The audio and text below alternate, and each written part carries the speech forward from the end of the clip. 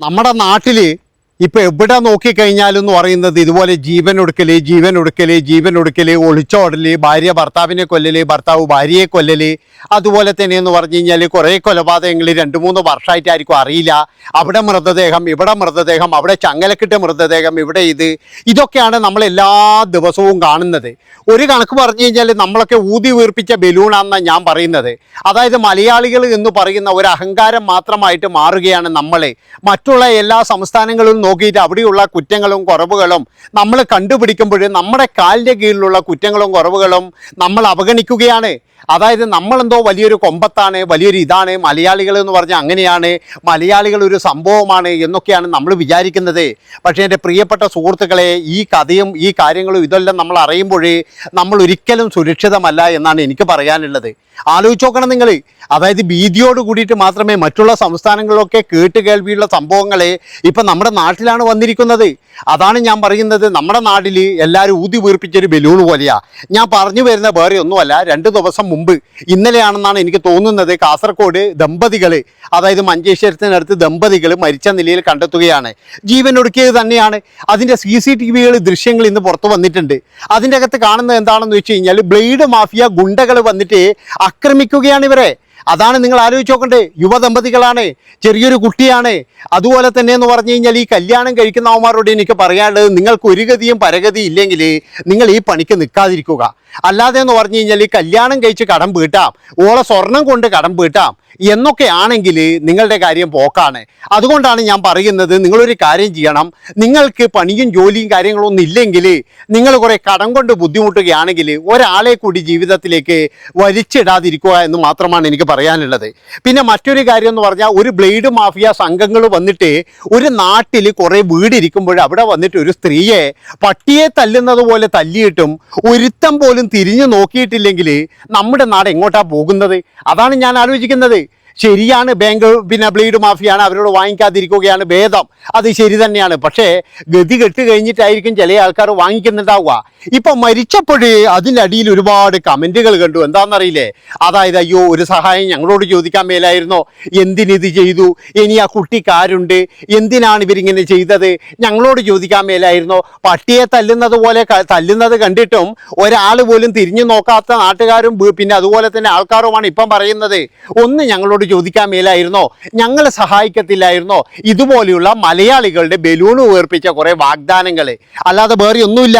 ഇവിടെ നമ്മളെല്ലാം വിചാരിക്കുന്ന നമ്മളെല്ലാം ദയാലുക്കളാണ്, അതാണ് എന്നാണ്. ഒരു കുന്തോ ഇല്ല. ഇവിടെ എന്ന് പറഞ്ഞു കഴിഞ്ഞാൽ എല്ലാവരും വിചാരിക്കുന്ന എന്താ, ഇവിടെ ഭയങ്കരമായിട്ട് സഹായങ്ങൾ കിട്ടുന്നുണ്ട്, ഒരുപാട് സഹായങ്ങൾ കൊടുക്കുന്നുണ്ട്, നമ്മൾ ചികിത്സക്ക് സഹായം കിട്ടുന്നുണ്ട്. ആർക്കടോ? ഒരു 1-2 ആൾക്കാർക്ക് കിട്ടുന്നുണ്ട്. അത് നമ്മൾ സോഷ്യൽ മീഡിയയിലൂടെ കാണുന്നുമുണ്ട്. ഒരുപാട് പേര് പൈസ ഇല്ലാതെ ഇവിടെ നട്ടം തിരികെയാണ്. അതാണ് നിങ്ങൾ മനസ്സിലാക്കേണ്ടത്. നമ്മളിവിടെ നോക്കുമ്പോഴെന്താ, ഒരുപാട് പേര് സഹായം ചെയ്യുന്നത്, ഒരു വീഡിയോ ഇട്ട് കഴിഞ്ഞാൽ ഒരുപാട് സഹായങ്ങൾ വരുന്നത്, കോടികൾ വരുന്നത്, ഇതൊക്കെ കേൾക്കുമ്പോൾ നമുക്കൊരു പുളകം തന്നെയാണ്. ശരിയാണ്, നമ്മളെയൊക്കെ സഹായിക്കാൻ ആരും ഉണ്ട്. പക്ഷേ ഞാനൊരു കാര്യം പറയുകയാണ്, എൻ്റെ പൊന്ന സുഹൃത്തുക്കളെ, അർഹതപ്പെട്ടവൻ്റെ കയ്യിലേക്ക് ഒന്നും കിട്ടുന്നില്ല. അർഹതപ്പെട്ടവനൊന്നും കിട്ടുന്നില്ല. അതായത് സ്വന്തം നാട്ടുകാരന് ഒരു പൈസ കൊടുക്കാത്ത ആൾക്കാരുണ്ട്. അയൽവാസി ഇതുപോലെ നഷ്ടം തിരിയുമ്പോൾ കടം പോലും കൊടുക്കത്തില്ല. കാരണം എന്താ? അവൻ്റെ ദുഃഖം കാണാനാണ് എല്ലാവർക്കും ഇഷ്ടം. അല്ലാതെ എന്ന് പറഞ്ഞാൽ അവനെ സഹായിക്കലൊന്നും അല്ല. അവൻ പോയിട്ടൊരു കുരുക്കിൽ വീണ് കഴിഞ്ഞാൽ അവൻ്റെ ദുഃഖങ്ങളെ കണ്ട് രസിക്കുക എന്നുള്ളതാണ് ചില ആൾക്കാരുടെയൊക്കെ മാനസികമായിട്ടുള്ള ഒരു സന്തോഷം എന്നാണ് എനിക്ക് മനസ്സിലായിട്ടുള്ളത്.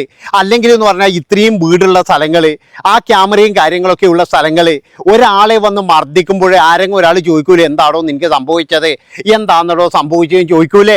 അതാണ് ഞാൻ പറയുന്നത്. ഇവിടെ എന്ന് പറഞ്ഞു കഴിഞ്ഞാൽ എല്ലാവരും സ്വാർത്ഥന്മാരാണ്. നമ്മൾ വിചാരിക്കുന്ന പോലെ നമ്മൾ മലയാളികൾ ദയാലുവാണ്, അല്ലെങ്കിൽ മറ്റുള്ളവനെ സഹായിക്കുന്നവരാണ്, അതൊന്നുമില്ല. ഇതൊക്കെ ഫേസ്ബുക്കിൽ വന്നിട്ട് കുറച്ച് പേരെടുക്കാൻ വേണ്ടിയിട്ട് കുറച്ച് ആൾക്കാർ ചെയ്യുന്ന ഒരു സംഭവം മാത്രമാണ്. അല്ലാതെ എന്ന് പറഞ്ഞു കഴിഞ്ഞാൽ മഞ്ചേശ്വരത്തൊക്കെ സഹായം ചെയ്യാൻ ആളില്ലായിട്ടാ.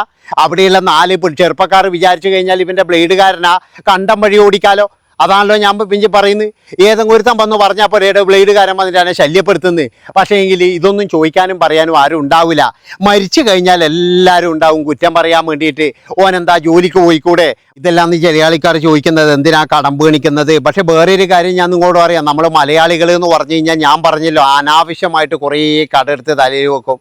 എല്ലാവരും ചെയ്യുന്നത് പോലെ തന്നെ പ്രവാസ ലോകത്തേക്ക് പോകുന്നത് 10 സെൻറ്റ് സ്ഥലവും വിറ്റിട്ടാണ്. അവിടെ പോയിട്ട് വന്നിട്ട് നമ്മളെന്താ ചെയ്യുന്നത്? 10 സെൻറ്റ് സ്ഥലം എടുക്കുന്നത്, വീട് മേടിക്കുന്നത്. ഇതാണ് ഇപ്പോഴും ചെയ്തുകൊണ്ടിരിക്കുന്നത്. ഇതിനൊരു മാറ്റവും ഇല്ല. വീട് വെക്കാൻ വേണ്ടിയിട്ട് മാത്രമാണ് എല്ലാവരും പ്രവാസ ലോകം ഇപ്പോഴും തിരഞ്ഞെടുക്കുന്നത്. അതിന് അവൻ ഹോമിക്കേണ്ടി വരുന്നതെന്ന് പറഞ്ഞാൽ 25 കൊല്ലം. നിങ്ങൾ ആലോചിച്ച് നോക്കണം. ഒരു വീട് വെക്കാൻ വേണ്ടിയിട്ട് മാത്രം 25 കൊല്ലം പ്രവാസ ലോകത്തിരുന്ന ആൾക്കാരെ എനിക്കറിയാം. എന്തുകൊണ്ടാണ്? നമ്മളെ കൊക്കിൽ ഒതുങ്ങുന്നതല്ല കൊത്തുന്നത്. ഓനെടുക്കുന്നത് വലിയ 2 നില വീടാണ്. ഇപ്പുറത്തുനിന്ന് ഭാര്യ പറയും, ഇതുപോലെയുള്ള ഈ തൊഴുത്തിൽ എനിക്ക് കിടക്കാൻ പറ്റൂല കേട്ടാ, ഓനെല്ലാം നോക്കിയാട്ടെ, നിങ്ങളെപ്പോലെ തന്നെ ഗൾഫിൽ പോകുന്നവനല്ലേ. ഒരു കാര്യം നിങ്ങൾ മനസ്സിലാക്കേണ്ടത്, യൂസഫ് അലിയും ഗൾഫുകാരനാണ്, നമ്മളും ഗൾഫുകാരനാണ്. പക്ഷേ യൂസഫ് അലി ഗൾഫുകാരനാണ്, നമ്മളും പ്രവാസിയാണെന്ന് പറഞ്ഞിട്ട് കാര്യമില്ല. യൂസഫ് അലി അവിടെ വലിയ ബിസിനസ്സാണ് നടത്തുന്നത്. പക്ഷെ നമ്മളെന്താ ചെയ്യുന്നത്? അയാളെ പോലെ എങ്ങനെ ജീവിക്കാം എന്നാണ് നമ്മൾ നോക്കുന്നത്. എൻ്റെ പൊന്നു സുഹൃത്തുക്കളെ, നിങ്ങൾ ആദ്യം തന്നെ ഒരു കാര്യം ചെയ്യുക, അനാവശ്യമായിട്ട് ഇതുപോലുള്ള പൈസകൾ കളയാണ്ടിരിക്കുക. അങ്ങനെ ചെയ്തു കഴിഞ്ഞാൽ തന്നെ നിങ്ങൾക്കൊരു ജീവിതം ഉണ്ടാകും. അല്ലാതെ എന്ന് പറഞ്ഞു കഴിഞ്ഞാൽ നിങ്ങൾ കുറേ പൈസ ഇതുപോലെ ലോൺ എടുത്തിട്ടും അതുപോലെ തന്നെ എന്ന് പറഞ്ഞു കഴിഞ്ഞാൽ വലിയ വീടെടുത്തിട്ടും കളഞ്ഞു കഴിഞ്ഞാൽ ഇതുപോലെ ഈ കാസർഗോഡുള്ള ആ ചെറുപ്പക്കാരൻ ചെയ്തതുപോലെ അയാൾക്ക് എന്താണ് സംഭവിച്ചതെന്ന് നമുക്കറിയില്ല. ചില ആൾക്കാർ എന്ന് പറഞ്ഞാൽ ബിസിനസ് തകരുന്നവരുണ്ട്. പിന്നെ വേറൊരു കാര്യമുണ്ട്, തകരും എന്ന് അറിഞ്ഞതുകൊണ്ട് ബിസിനസ് തുടങ്ങുന്ന ആൾക്കാരുണ്ട് കേട്ടോ. അതായത് വലിയ ഹോട്ടലെല്ലാം തുടങ്ങും. ഓൻ വിചാരിക്കുന്നതെന്നറിയാം, നാളെ തന്നെ ഇത് കച്ചവടം നടക്കും, നാളെ തന്നെ കച്ചവടം ചെയ്തിട്ട് എനിക്ക് ഇവരെ പൈസ തിരിച്ചടക്കാമെന്ന്. ഒരിക്കലും നിങ്ങളത് ചെയ്യരുത്. അതായത് നിങ്ങളെ കയ്യിൽ ഇപ്പോൾ എന്ന് പറഞ്ഞാൽ 1 ലക്ഷം ഉറുപ്പ്യ ഉണ്ടെങ്കിൽ നിങ്ങളതിൽ 50,000 മാത്രമേ ബിസിനസ്സിൽ ഇടാൻ പാടുള്ളൂ. എന്താ കാര്യം എന്ന് വെച്ചാൽ ഈ 50 തിരിച്ചു കിട്ടുമോ ഇല്ലയോ എന്ന് നമുക്കറിയില്ല. ചില ആൾക്കാർ അങ്ങനെയാണ്. അതായത് കടം വാങ്ങിച്ചിട്ട് വലിയ കാര്യങ്ങളൊക്കെ ചെയ്യും, പക്ഷേ ഇത് തിരിച്ചു കിട്ടും തോന്നുന്നുണ്ടാവുനി. അതുകൊണ്ടാണ് ഞാൻ പറഞ്ഞത്, ചില ആൾക്കാർ പൊളിയാനായിട്ട് ബിസിനസ് തുടങ്ങുന്ന ആൾക്കാരുണ്ട്, ഇത് പൊളിയും അറിഞ്ഞുകൊണ്ട് തന്നെ തുടങ്ങുന്ന ആൾക്കാരുണ്ട്. അപ്പോൾ അങ്ങനെയൊക്കെയാണ്. അപ്പോൾ മരിച്ചു കഴിഞ്ഞാൽ ഒരുപാട് പേര് സഹതപിക്കാനുണ്ടാകും. എന്നോടൊന്ന് ചോദിച്ചുകൂടായിരുന്നോ? ഞാൻ വേണമെങ്കിൽ ഹെൽപ്പ് ചെയ്യില്ലായിരുന്നോ? എന്നോടൊന്ന് പറഞ്ഞിരുന്നുവെങ്കിൽ ഞാൻ നാളെ തന്നെ ഈ ലക്ഷങ്ങളുടെ കൊണ്ട് കൊടുത്തേനെ. ഇല്ലെങ്കിൽ നമ്മൾ നാട്ടുകാരില്ലേ ഇവിടെ എന്നൊക്കെ പറഞ്ഞിട്ട് പറയാൻ കുറേ ആൾക്കാരുണ്ടാവും. പക്ഷേ ഇടപെടാൻ വേണ്ടിയിട്ട് ഒരു കുഞ്ഞു പോലും ഉണ്ടാവില്ല എന്നുള്ളതാണ്. അതുകൊണ്ട് തന്നെ ഞാൻ പറയുകയാണ്, നിങ്ങൾ ആരെങ്കിലും ബ്ലേഡുകാരെ കൊണ്ട് ബുദ്ധിമുട്ടുന്ന ആൾക്കാരുണ്ടെങ്കിൽ നിങ്ങളൊരു കാര്യം ചെയ്യുക. അതായത് ഇതിൻ്റെ അടിയിലൊരു മെസ്സേജ് ഇടുക, അതിന് വേണ്ട കോൺടാക്റ്റ് നമ്പർ ഞാൻ തരാം. അതായത് നിങ്ങൾക്ക് എന്തെങ്കിലും തരത്തിൽ അതിൽ നിന്നും നിങ്ങൾക്ക് രക്ഷപ്പെടാൻ കഴിയുമെങ്കിൽ അതിനുള്ള ഉപായങ്ങൾ പറഞ്ഞു തരാൻ പറ്റുന്ന ഒരാൾ നമ്മളെ കയ്യിലുണ്ട്. അതുകൊണ്ടാണ് ഞാൻ പറയുന്നത്, നിങ്ങൾക്ക് എന്തെങ്കിലും ബുദ്ധിമുട്ടുണ്ടെങ്കിൽ നിങ്ങൾ ഇതിൻ്റെ അടിയിൽ മെസ്സേജ് ഇടുക. അല്ലാതെ എന്ന് പറഞ്ഞാൽ നിങ്ങളൊക്കെ 4 ലക്ഷം രൂപയും 5 ലക്ഷം രൂപയും നിങ്ങൾ വണ്ടി ലോൺ എടുത്തതൊന്നും വീട്ടിൽ നിന്നല്ല ഞാൻ പറയുന്നത്. അതായത് മരിക്കുന്നതിൽ നിന്നും നിങ്ങൾക്ക് എന്തെങ്കിലും ഒരു മോചനം, അതുമാത്രമാണ് നമ്മളെ ലക്ഷ്യം. അല്ലാതെ നിങ്ങളുടെ കോടികൾ കടം വീട്ടി തരാം, ഇല്ലെങ്കിൽ നിങ്ങളെ ലക്ഷങ്ങൾ വീട്ടി തരാം, ഇതൊന്നും വാഗ്ദാനം ചെയ്യുന്നതല്ല. പക്ഷേ നിങ്ങൾ ജീവൻ കളയാതിരിക്കുക, ഇതിനെക്കൊണ്ട് ഒരു ഗുണവും ഇല്ല. അതാണ് ഇപ്പോൾ ഇന്നലെ മരിച്ചവർക്ക് എന്ന് പറഞ്ഞു കഴിഞ്ഞാൽ അവരുടെ മക്കൾക്ക് പോയി എന്നല്ലാതെ അവിടെയുള്ള ഒരാൾക്ക് പോലും പോയിട്ടില്ല.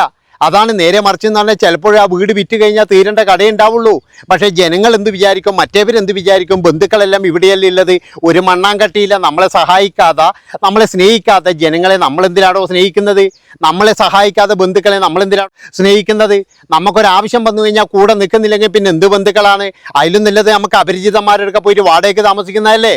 അതാണ് ഞാൻ പറയുന്നത്. എല്ലാവരുടെയും ഇതാണ്, ഇവിടെയാണ് എൻ്റെ ബന്ധുക്കൾ, ഇവിടെയാണ് എൻ്റെ ലക്ഷ്യം, ഇവിടെയാണ് എൻ്റെ വീടുള്ളത്, അയ്യോ ഇവിടെയാണ് എൻ്റെ നാട്, ഞാൻ ജനിച്ചു വളർന്നത് ഇവിടെയാണ്.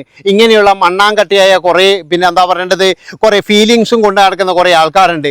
ഇവരൊക്കെ അവസാനം തിരഞ്ഞെടുക്കുന്ന മാർഗ്ഗം ഇതാണ്. കുറേ കടം വരുമ്പോഴേ എന്താണെന്ന് വെച്ചാൽ നേരെ അങ്ങെന്ന് പറഞ്ഞു കഴിഞ്ഞാൽ ഈ ജീവൻ എടുക്കുക, അത് തന്നെയാണ്. ഏതായാലും ഒരു കാര്യത്തിൽ ഇവരോട് എനിക്ക് ബഹുമാനമുണ്ട്. അതായത് ആ കുട്ടിയെ കൂടെ കൂട്ടിയിട്ടില്ലല്ലോ. സാധാരണ എല്ലാവരും ചെയ്യുന്നത് അതാണ്. അതായത് കുട്ടിയെയും കൂടെ കൂട്ടുകയാണ് ചില ആൾക്കാർ ചെയ്യുന്നത്. അപ്പം നമ്മുടെ നാട്ടിൽ ഇതിങ്ങനെ വളർന്ന് പന്തലിച്ചു കൊണ്ടിരിക്കുകയാണ്. ഇതിനൊരു ഇതില്ലേ എന്ന് ചോദിച്ചു കഴിഞ്ഞാൽ ഇല്ല. കാരണം എന്താണെന്ന് വെച്ചാൽ ബ്ലേഡുകാർ എന്ന് പറഞ്ഞാൽ അവർ കൊടുക്കുമ്പം തന്നെ അവരുടെ ഒരു സന്തോഷം, ഇല്ലെങ്കിൽ അവരുടെ മനസ്സിലെന്നറിയും ഇവന് ജീവിതത്തിൽ ഇത് തിരിച്ചടക്കാൻ കഴിയല്ലേ ഭഗവാനെ എന്ന് തന്നെയാണ്. അല്ലാതെ ഒരിക്കലും ഇത് തിരിച്ചടക്കണേ എന്ന് വിചാരിച്ചിട്ട് ആരും പൈസ തരൂല. നിങ്ങൾ തിരിച്ചടക്കാതിരുന്ന് കഴിഞ്ഞാൽ മാത്രമേ ആ എഴുതി മേടിച്ച വീടും പറമ്പും ഇവൻ്റെ പോക്കറ്റിലിരിക്കും, ഇവന് കൃത്യമായിട്ട് അറിയാതെ. അപ്പോൾ ഇത്രയും പറഞ്ഞുകൊണ്ട് ഈ ഒരു വീഡിയോ ഇവിടെ വെച്ച് വൈൻഡപ്പ് ചെയ്യാണ്. അപ്പോൾ ആവശ്യമുള്ളവരെല്ലാം മെസ്സേജ് അയച്ചോളി. ഞാൻ ഒരു നമ്പർ നിങ്ങൾക്ക് തരാം, അതിൻ്റെ അകത്ത് കോൺടാക്ട് ചെയ്യും. നന്ദി, നമസ്കാരം.